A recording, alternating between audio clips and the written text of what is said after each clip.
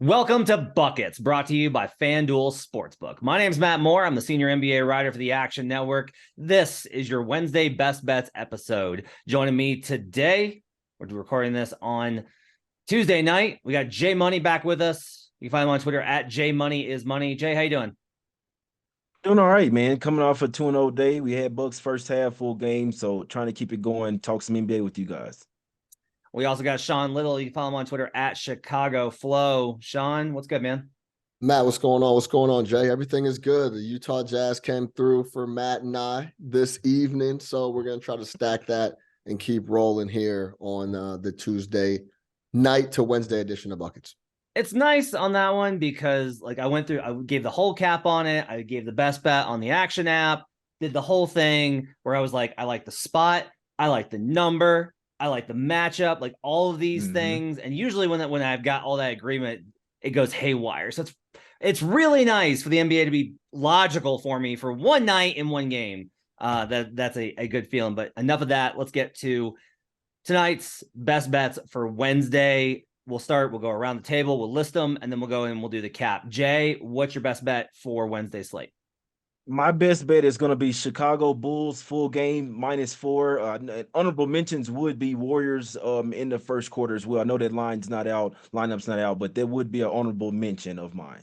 Okay, Sean, what are your best bets for Wednesday? Yeah, I'm also with Jay. Bulls -4, and then I am going first half Timberwolves Clippers over 113.5. Okay, I'm excited to hear what the cap is for that. I'm taking Magic +3, and on the money line, I'm taking Raptors -5. I think we got to talk that one out. And I'm taking Thunder +3 versus the Heat. We'll talk about all those on the show. Let's go ahead and get into Bulls Knicks, since both of you have a best bet on it. Injury report on this one's a mess. Obi Toppin is out. Jalen Brunson is questionable for this one. He's listed questionable. We'll see if he plays. It's in Chicago.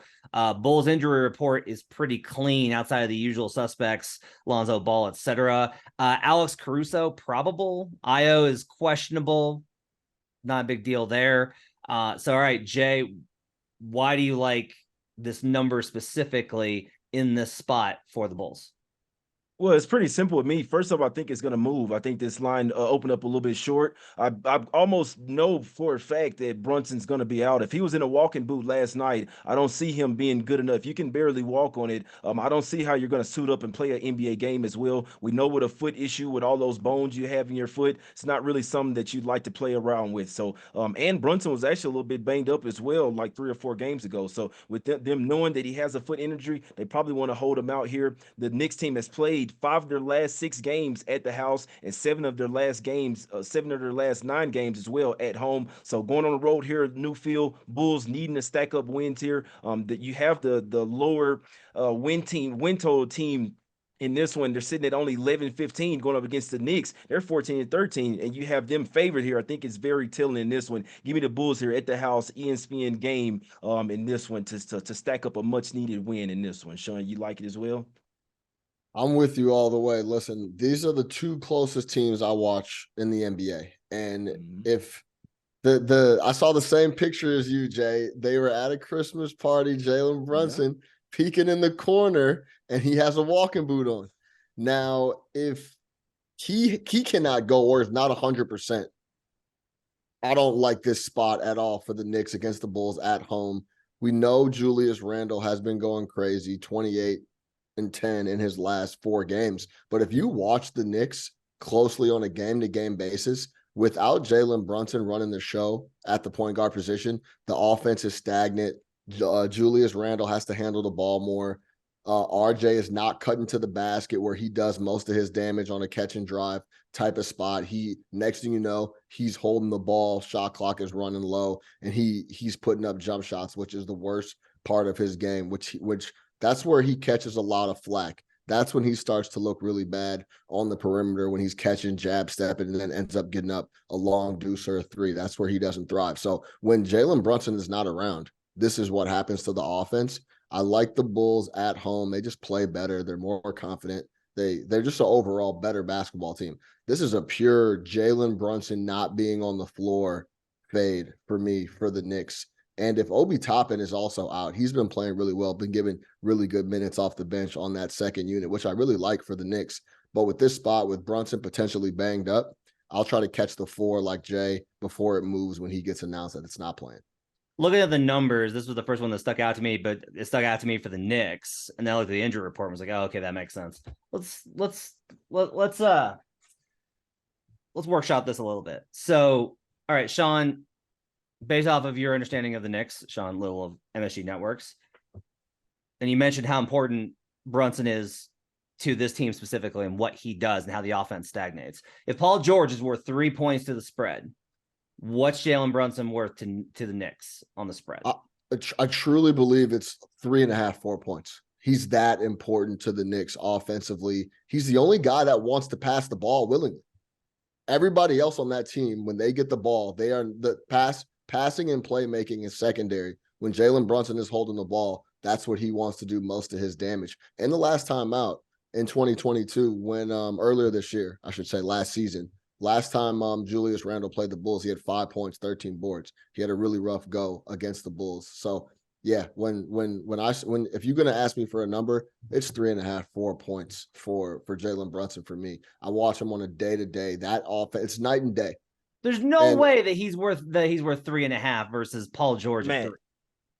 Man, I think Sean is going really well, especially since he watched them. We can kind of have like a personal feel, right? I feel like your question was kind of just showing his personal feel on it. Now, the books are only going to grade it, I'd say 2 points at the max. Yeah. You could argue that this is, I mean, if Brunson wasn't on the injury report at all, let's be honest here, the books probably know that he's not playing, or they know that he's probably in a walking boot. They have a lot more info than we do. So that's probably why this line is 4. This line would probably be somewhere around -1, -1.5, or maybe -2 for the Bulls if Brunson wasn't hurt whatsoever. So I feel like it's already baked in the line, and I also think that they only may move it if he is ruled out. I think it may only move an actual full point. That's kind of like the Drew Holiday news today, right? They kind of have a number in the middle, kind of already thinking that he's out. When he goes out, it only moves 1 point. That shows you right there that they already have it kind of set in the middle.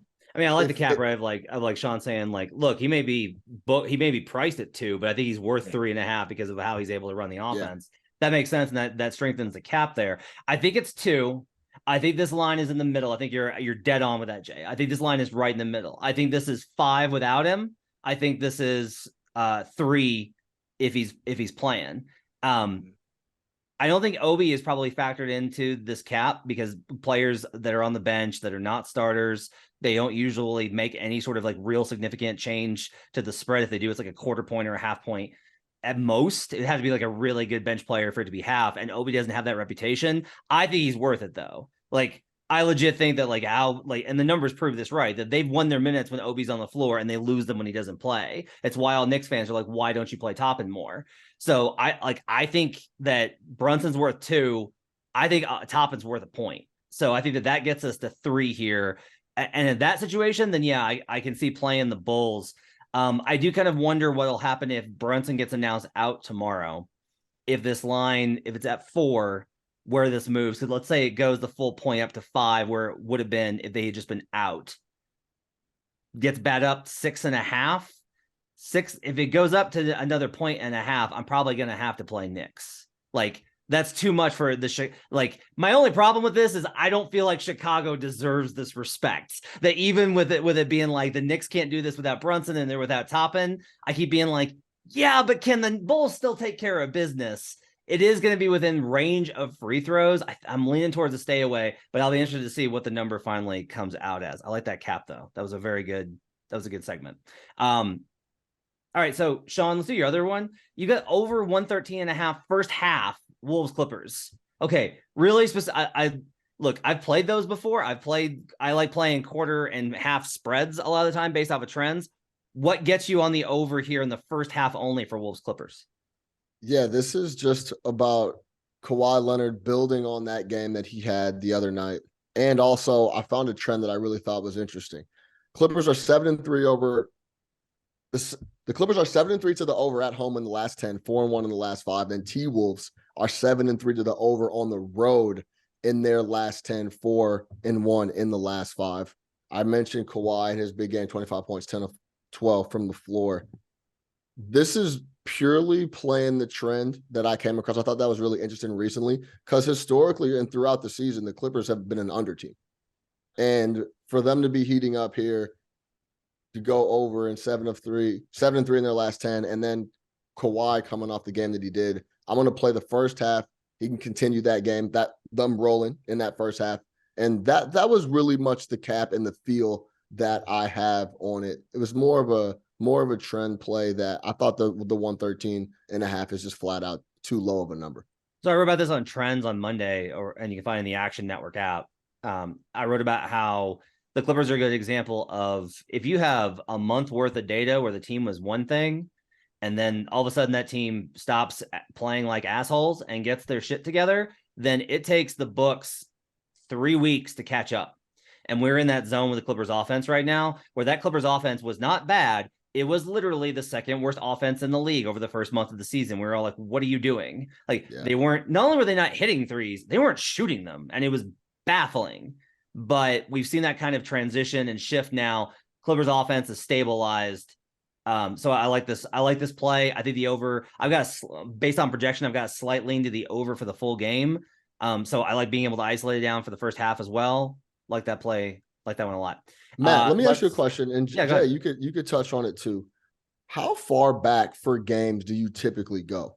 10 is probably the max for me. I'm usually looking at like 3 to 5 game range to see how a team has been playing. Where do you guys typically look at? How far do you go back?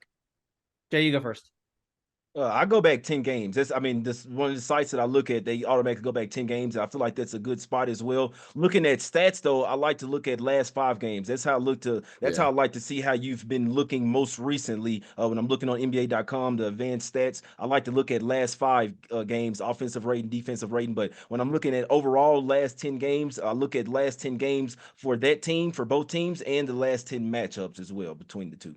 I think this is one of the things that makes it tough, because what you should do if you have enough time is you should look for inflection points where teams start to shift, right? So like the Lakers were one team until November 13th, and then they became a whole other different team after that. They were a defense that couldn't score, and then they shifted and became an offense that can't defend very well. So like these shifts happen. Injuries will create an inflection point. Guys getting inserted into the rotation. They'll have a really bad loss and have the prototypical players only meeting. You have to kind of know when these kind of things happen. I'll say, look, I look back I like 2 weeks of time, because 2 weeks gives me a sample of a handful of games to kind of get a feel for them. If I'm looking for a trend in terms of like you're talking about with an over trend, I do like looking at the last 10. To me, last 10 is like really solid for this. Gets you an indication of where they've been at. It's an 1/8 of the season. That's pretty strong. But I honestly think a lot of times, especially if you're looking at if you're looking at making a major play on something, if you want to put more than your normal stake on it, you really need to have like a really good feel for where the team is at specifically in that season, because it goes so much up and down. Yeah, I think the last 10 too, you can get a little breakup of home and away games as well. You don't want to get caught where you're just looking at like the last 4 or 5 games and they were all like it was a home stand or something like that. So or the opposite, right? It's like here's what's interesting is like the teams will be playing. So the Celtics, I think, are a fascinating case of this, right? So like right now they're playing the Lakers and their offense has been better tonight than it has been, but it's still not like they're not blowing the doors off like they have been. They were destroying everything. They hit this West Coast road trip and they've thrown up 2 clunkers in a row. Are they regressing back to the mean? Are they starting to shoot like human beings again and not gods? Or is it just like they're on the West Coast road trip, right? Like they play Saturday night game versus the Warriors. That was a disheartening loss. They fly to LA. They spend Sunday night in Los Angeles. And then magically on Monday, they come out flat versus the Lakers or the Clippers. Like all these types of things matter. So I want to see what they look like when they do get back, because I want to see if that offense, like I'm not going to be like, oh yeah, the offense has finally started to regress finally. You got to be, I think, patient with making those determinations until we get them out of those specific schedule streaks. Yeah. The only reason I asked, I get questions all the time about just like time periods. I always think it's interesting to talk to other handicappers about, how far they go back and, what's a logical time frame to look back. It's like you're trying to get a sense of where they are right now, but that's at the cost of a more sturdy sample. Like the question is whether or not you think, and I'll do this too, where I do a lot of manual adjustments to the power rating, and sometimes there's teams that I'm like, no, they've been the same team all year. Like they're consistent. I know what I'm getting out of them every single night. And then there's teams where I'm like, no, like they are not this team that the Cavs are a good example of this, right? Like I have a lean towards the Cavs tomorrow based off of where this is the number is versus the Mavericks, but I don't know if the Cavaliers are the same team that they were 2 weeks ago. Like they haven't played the same way. Their offense has fallen off a cliff. So you got to be careful with things like that as they're starting to shift. You don't want to buy too much into the recency trends, but you also don't want to take the large sample only because sometimes teams are different squads throughout the season. No question. I got a couple plays I want to talk about. So my first one's gonna be Orlando Magic +3. They're facing the Hawks at home. No DeJounte Murray, no John Collins. Trae Young's questionable. We'll see if he plays. I can't get to this number without those guys. I flat out cannot get to this number. The Magic, I think, are picking up a little bit of momentum with Markelle Fultz back. They need like 3 starters. I would love to actually see this team with their full 5 starting unit of Fultz, Suggs, Wagner, Banchero, and WCJ. I think that lineup is actually going to be pretty good. But unfortunately, the gods are just like, nope, you will never see a healthy Orlando Magic team ever. But with Fultz and Banchero, we're getting closer to where I feel like we're going to get a good sense of how this team is going to play. Wagner's been awesome. Just having a competent point guard helps. I don't trust this Hawks team on the road. I like Orlando. I do like this Orlando team right now in the spot, and it's a 3-4. So I'll go ahead and I'll grab the 3 points and play the money line for a half unit on the Orlando Magic. Any reason I should stay away from this from either of you? No, me personally. Go ahead, Jay. Go ahead, Sean. No, I was just gonna say that I do. You might get a better number. I do think that Trae Young may play in this one. Obviously, we're sitting out the last game. That's all I would say. But you do get a double revenge spot as well for Orlando here. The Hawks have already smacked them up twice this season. And if you're looking at the line functionality way of it as well, last game they beat them by 17 points on the road. They laid 6.5. This line opened up at 3.5 as well. So it is super short. Obviously, it's with the injuries in that one. So I couldn't talk you off this one. And something I like to do, I like to buy teams when they're at the house for a while. This is the 5th straight home game for the Magic here. So it's not something I'm on, but I could not talk you off, man. Atlanta, one of the slowest starting teams in the NBA as well. So yeah, I'm not mad at this play at all. I like Raptors -5 tomorrow. This one I am curious to get this if I'm walking into a trap here. All right, Kings get absolutely waxed by the Sixers tonight. They're on the back-to-back, but starters didn't have to play heavy minutes because they got annihilated. This Kings team is at the end of an East Coast road trip. They're dog tired. Now, we've talked about this before. The trends don't necessarily suggest that that's stable or not. You kind of have to see whether a team is thriving on the road trip or whether they're struggling. I think this Kings team is struggling right now, trying to get healthy, trying to get themselves like right. And I covered this on Monday on Green Dot Daily, and this was in the trends piece as well. Raptors are one of the best teams in the league in terms of points added per possession at cleaning the glass. Those teams at home, the top 5 teams are 60% against the spread. That includes San Antonio. That's how big of an edge this is. And it makes sense, right? If your offense is all effort and transition, and I will assure you, the Raptors offense is entirely effort and transition. You need that home crowd behind you, right? And so you got a soft Kings defense, banged up and tired, back-to-back, 3rd and 4. It's a 3rd and 4 back-to-back facing a Raptors team that just got its ass handed to it by Orlando.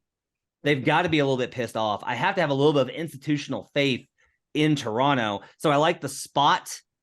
My number makes this right around here. The power rating doesn't, right? So like my power rating doesn't because the Raptors are never going to look all that good with how they play in the half court. And the Kings have been awesome. So like we talked about, it's that sample thing, right? If we take the last couple of games, then Toronto's way worse than Sacramento, but Sacramento's also bad. The question is like, which team is going to show up? Is it the Raptors that we've seen for multiple years? Or is it going to be this team that we just saw get its ass handed to it by Orlando? I like the spot for Toronto. I like that trend I found for Toronto. I like the matchup as a team that's just going to beat up a Kings team that's tired. The number makes me a little bit nervous at 5, but it's within the free throw zone. Jay, what do you think about Raptors? In theory, man, I'll tell you, I love the spot. I had the Raptors circled. I did think that the Kings would have a little bit better effort, and I thought that game might go down to the wire as well. So I was expecting for them to exert a lot of energy in that game. They didn't. They got smoked. So that was the main thing that kind of got me off this play. But I'm right there with you. I was looking towards Raptors. They have 2 days off of rest as well. They're coming off 2 duds versus Orlando, where this team sucks on the road, man. But they are 10-3 straight up at the house. This is where they ball out. So that's good points by you. Third game in 4 nights and fourth game in 6 nights on the road for the Kings here. We talk about it. West Coast teams going east. I can tell you this. I don't want the Kings. That's for sure. I'd like to take Raptors. I just don't like the fact that the Kings got smoked tonight. But you do make some good points. Raptors have much better defense. They play a lot better at the house. I'm rooting for you to cash in this one. Yeah, it's an interesting spot. We talk about, teams, the Raptors coming off getting beat up twice by the Magic. Then they go home and have it the 1 day in between, then have to play. They're playing against a team that just got smoked, but is also closing out a road trip. So there's a lot of different, spots that we like to look at that we've talked about multiple times on this podcast. When we want to back a home team, it's not when they're just getting home and they have 1 day rest and then they're back on the floor. But then on the flip, they got smoked twice by Orlando. And then that the institution piece I really like, Matt. Like Nick Nurse is going to have the guys ready, or you would think that, right? And overall, right now, they're just, I don't want to say they're a better team than the Kings, but at home, I think it's a better spot for them. I'm gonna be really curious to see what happens in this one. If the Raptors lose this one, there's gonna be a little like the Raptors fans will at least flip the little cover up over, on those missile things where they flip the cover over the button. They're gonna flip the cover up on the panic button. They won't press the panic button. They already started. But they already started. I'm already starting to see stuff about Nick Nurse. We know that he's a great coach, but I must say, like those 2 losses back to back to the Magic, I can't say that this should happen, to be honest with you. So, not back to back, not losing both games. So I'm seeing some guys, Raptors fans, they're starting to call for Nick Nurse to be fired. I don't know.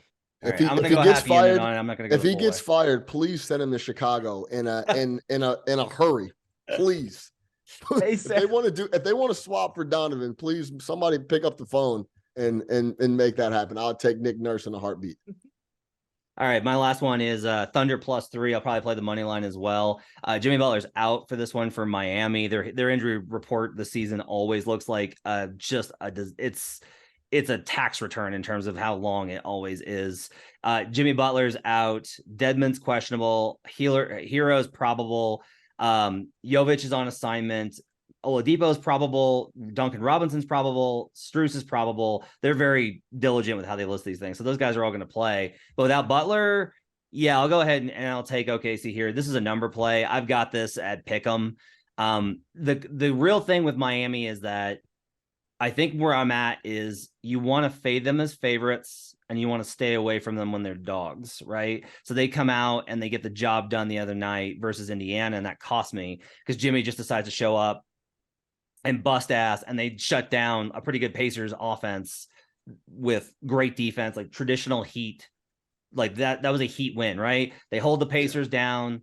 They really they out physical them. They shut this young team down, make them really grind with the switch, and then Jimmy Butler does what he does and just beats them up over and over again. No Jimmy. Thunder are a tougher team. That's just how they're wired. One thing I've noticed with OKC, you really want to get on them and make sure that Dort is playing. I got burned a couple of times by not paying enough attention to when Dort was available. He's in for this game, should be back. Love that.